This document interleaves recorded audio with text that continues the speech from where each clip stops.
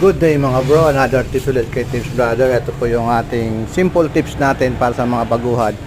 Pwede tayo magpalit ng needle screw, needle plate, feed dog at saka ng pressure foot. Yan. Pilit natin, o yan. Focus natin yan. Yan, bago yan, o yan. Pag magpapalit kayo, sabihin nyo yung brand at model. Yan po. Ito yung luma, o. Masyado ng kalawang, masyado na siyang deform na nga itong isang ngipin natin, yan o, pinokos ko lang yan o. Alam mo, tsaka wala pa siyang talim. Ibig sabihin, kaya kami nagpalit dahil napudpud na yung ngipin niya. Ayan, nagpalit tayo ng bago. Basta pa nagpapalit kayo, sabihin nyo lang yung model tsaka brand. Yan po. Ito po si Tips Brother, more tips. Please follow po sa Facebook at sa YouTube. Good day po ulit.